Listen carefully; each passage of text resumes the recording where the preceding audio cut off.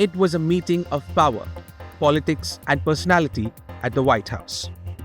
US President Donald Trump and French President Emmanuel Macron sat down for crucial talks.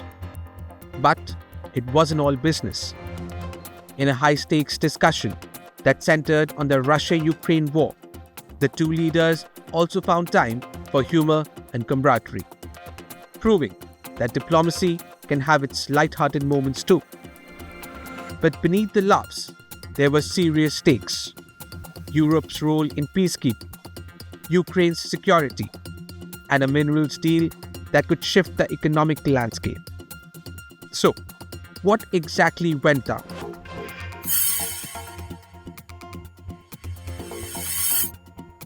One of the biggest headlines to emerge from the meeting was President Trump's claim that President Vladimir Putin is open to allowing European peacekeeping forces in Ukraine. Will you convince Vladimir Putin to accept the European troops as peacekeeper, would you think? Yeah, he will accept that. He will accept I've that? asked him that question. You talked to him? I've asked him that question. He said yes? going to lift the block on the Because he's not, look, if we do this deal, he's not looking for war, he doesn't mind, but I've specifically asked him that question. He has no problem with it. Is France going to... If true, this could be a game changer in negotiations. But will Putin actually follow through? That remains to be seen. Meanwhile, President Macron reinforced Europe's readiness to step up.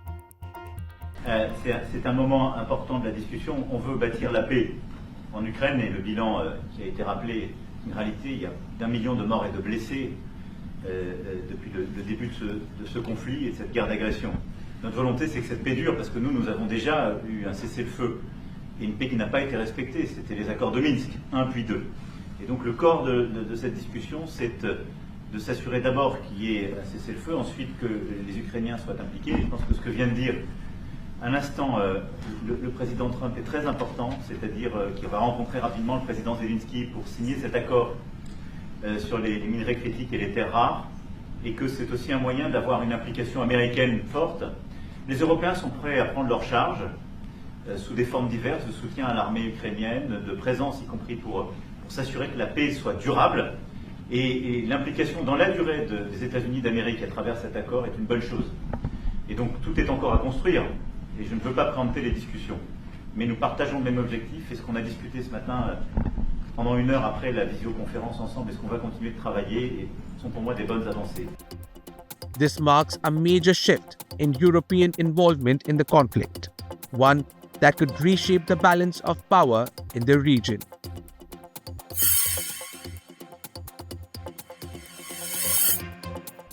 The talks weren't just about peacekeeping. Economic collaboration was also on the table. President Trump revealed that the US is close to finalizing a minerals deal with Ukraine. Premier Zelensky might be coming to Washington soon to seal the deal. I will be meeting with President Zelensky. In fact, he may come in this week or next week to sign the agreement, and which would be nice. I'd love to meet him. Would meet at the Oval Office. So the agreement's being worked on now. They're very close to a final deal. It'll be a deal with rare earths and various other things, and he would like to come, as I understand it, here to sign it, and that would be great with me. I think they then have to get it approved by their council or whoever might approve it, but I'm sure that will happen. With Ukraine's war-torn economy in desperate need for support, this deal could provide a much-needed boost. But will it be enough?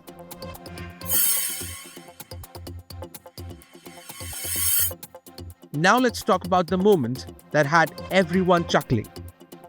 As Macron arrived at the White House, he and Trump engaged in an extended handshake, one of those awkwardly long ones that seem to have become a tradition between the two leaders.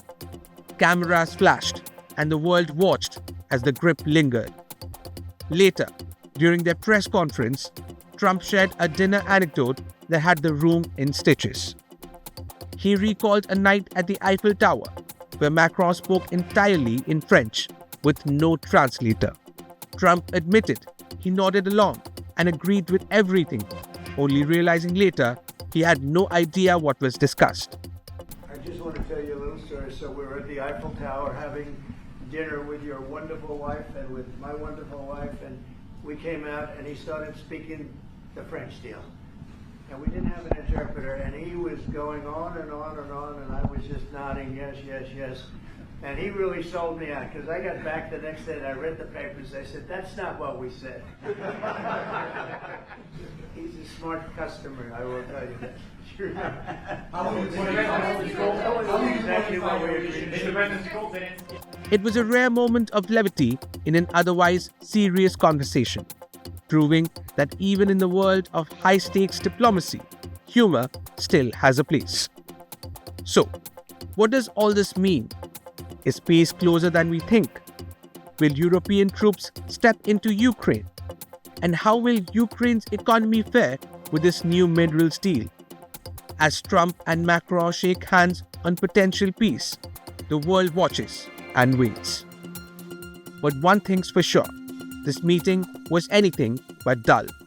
For now, all eyes remain on the next move from Washington, Paris, and most importantly, Moscow. Bureau Report, India Today Global.